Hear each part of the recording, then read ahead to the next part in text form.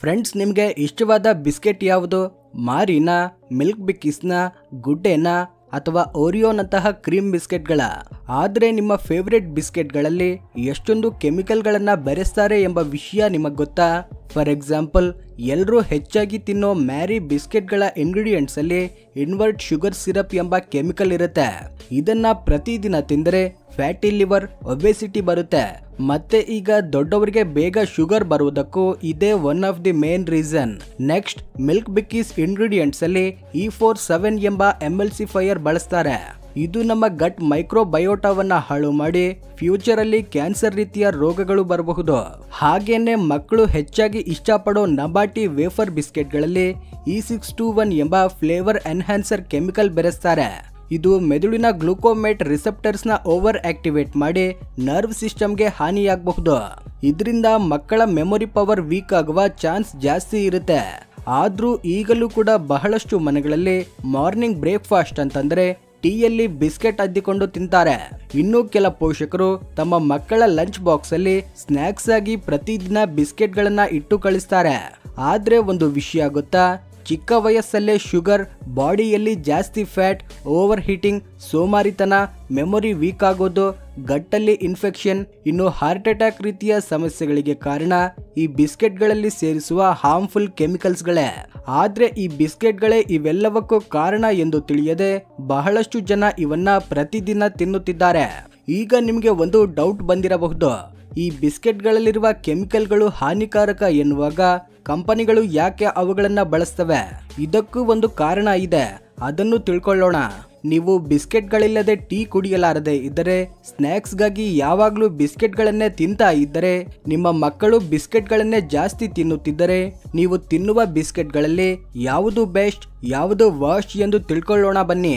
Finding the best and worst biscuits. ಇದಕ್ಕಾಗಿ ಇಂಡಿಯಾದಲ್ಲಿ ಹೆಚ್ಚು ಜನ ತಿನ್ನೋ 20ಕ್ಕೂ ಹೆಚ್ಚು ಬಿಸ್ಕೆಟ್ಗಳನ್ನ ತೆಗೆದುಕೊಂಡಿದ್ದೇನೆ. ಇದರಲ್ಲಿ ಮ್ಯಾರಿ, ಮಿಲ್ಕ್ ಬಿಕ್ಕೀಸ್, ಗುಡ್ಡೆ, 50-50, ಪಾರ್ಲೆಜಿ, ಓರಿಯೋ, ಡಾರ್ಕ್ ಫ್ಯಾಂಟಸಿ ನಂತಹ ನೀವು ತಿನ್ನುವ ಬಿಸ್ಕೆಟ್ಗಳಿವೆ. ಈ 20ಕ್ಕೂ ಹೆಚ್ಚು ಬಿಸ್ಕೆಟ್ ಪ್ಯಾಕೆಟ್ ಮೇಲಿನ ಇಂಗ್ರೀಡಿಯೆಂಟ್ಸ್ ಅನ್ನ ಕಂಪೇರ್ ಮಾಡಿ ನಮ್ಮ ಆರೋಗ್ಯಕ್ಕೆ ಯಾವುದು ಬೆಸ್ಟ್ ಅನ್ನೋದನ್ನ ಈಗ ತಿಳ್ಕೊಳ್ಳೋಣ. ಇದರ ರಿಸಲ್ಟ್ಸ್ ನನಗೆ ಶಾಕಿಂಗ್ ಆಗಿತ್ತು, ನಿಮ್ಮನ್ನು ಅದು ಸರ್ಪ್ರೈಸ್ ಮಾಡಬಹುದು. ರಿಸರ್ಚ್ ನಂತರ ಈ ಬಿಸ್ಕೆಟ್ಗಳನ್ನ 4 ಕ್ಯಾಟಗರಿಗಳಾಗಿ ಡಿವೈಡ್ ಮಾಡಿದ್ದೇನೆ. ಇದರಲ್ಲಿ ಕ್ಯಾಟಗರಿ 1ಗಿಂತ ಕ್ಯಾಟಗರಿ 2 ಅಲ್ಲಿರುವ ಬಿಸ್ಕೆಟ್ಗಳು ಹೆಲ್ದಿಯಾಗಿರ್ತವೆ. ಕ್ಯಾಟಗರಿ 2ಗಿಂತ ಕ್ಯಾಟಗರಿ 3 ಅಲ್ಲಿರುವ ಬಿಸ್ಕೆಟ್ಗಳು ಇನ್ನೂ ಹೆಲ್ದಿಯಾಗಿರ್ತವೆ. ಅದೇ ರೀತಿ ಮುಂದಕ್ಕೆ ಹೋಗುವಾಗ ಯಾವುದು ಬೆಸ್ಟ್ ಬಿಸ್ಕೆಟ್ ಎಂಬುದನ್ನ ಕ್ಯಾಟಗರೈಸ್ ಮಾಡೋಣ.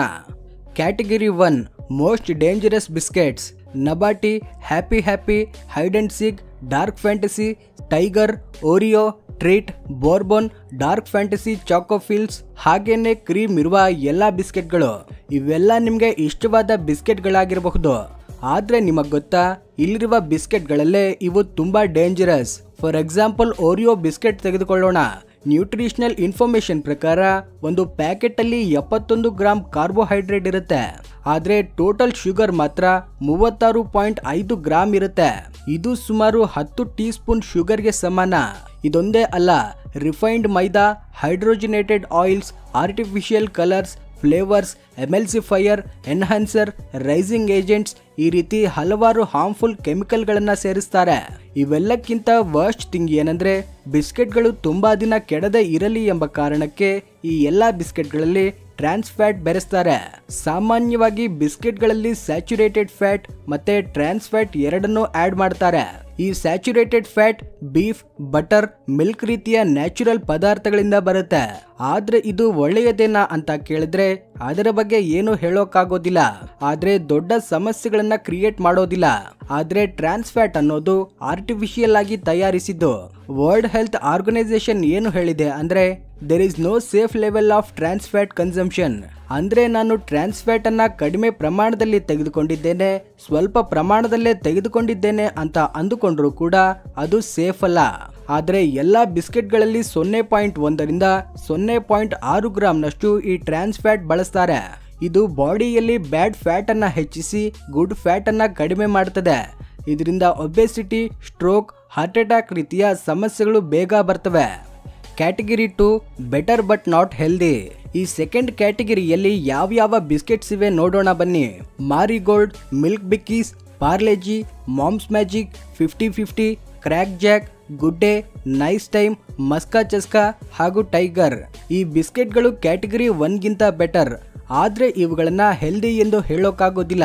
ಯಾಕಂದ್ರೆ ಮೊದಲು ಹೇಳಿಕೊಂಡ ಬಿಸ್ಕೆಟ್ಗಳಲ್ಲಿ 10 ಟೀ ಸ್ಪೂನ್ ಶುಗರ್ ಇದ್ರೆ ಇವುಗಳಲ್ಲಿ 5ರಿಂದ 8 ಟೀ ಸ್ಪೂನ್ ಶುಗರ್ ಇರುತ್ತೆ. ಆದ್ರೆ ಶುಗರ್ ಇಲ್ಲಿ ಮೇನ್ ಪ್ರಾಬ್ಲಮ್ ಅಲ್ಲ.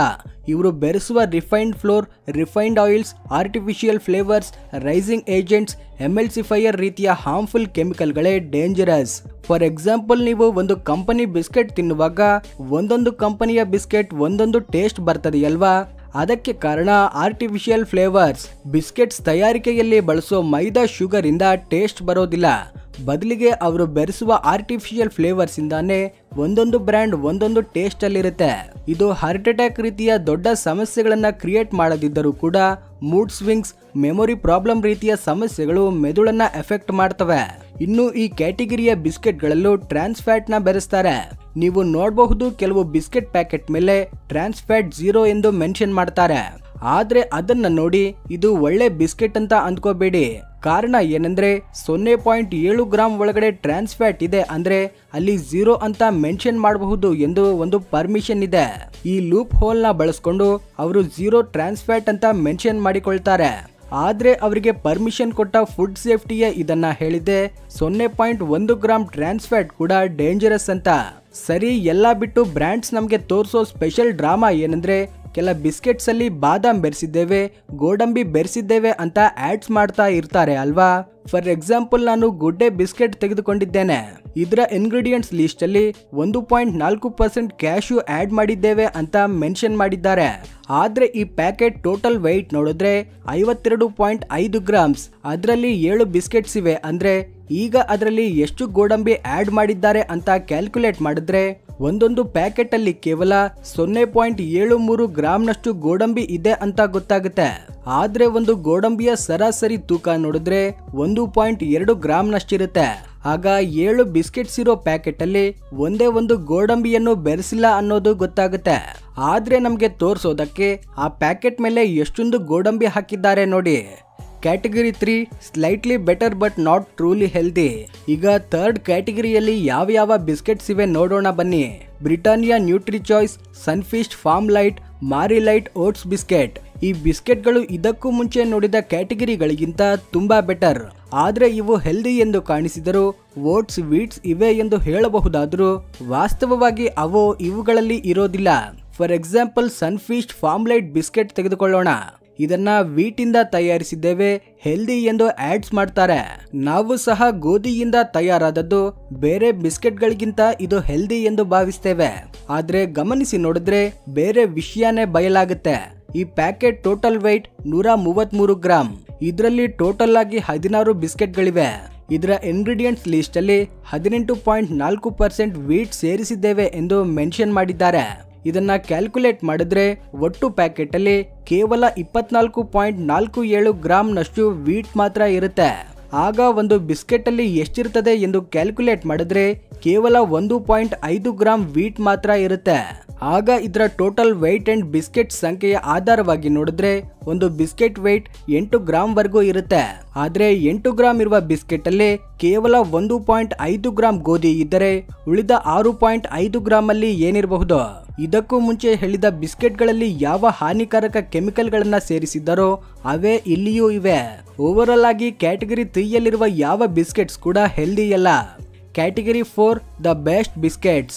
ಈಗ ಕ್ಯಾಟಗರಿ 4 ಅಲ್ಲಿ ಯಾವ ಬಿಸ್ಕೆಟ್ಸ್ ಇವೆ ಅಂದ್ರೆ ಇದರಲ್ಲಿ ಒಂದೇ ಒಂದು ಬಿಸ್ಕೆಟ್ ಕೂಡ ಇಲ್ಲ. ನನ್ನನ್ನ ಕೇಳಿದ್ರೆ ನಂಬರ್ 1 ಹೆಲ್ದಿ ಬಿಸ್ಕೆಟ್ ಯಾವುದು ಅಂದ್ರೆ ಅದು ನೀವೇ ಮನೆಯಲ್ಲಿ ತಯಾರಿಸಿಕೊಳ್ಳುವ ಬಿಸ್ಕೆಟ್. ಇದನ್ನ ಮಾಡಲು ದೊಡ್ಡದಾಗಿ ಏನೂ ಬೇಕಿಲ್ಲ. ತುಪ್ಪ, ಏಲಕ್ಕಿ, ಬೆಲ್ಲ, ಗೋಧಿ ಹಿಟ್ಟು ಸಾಕು.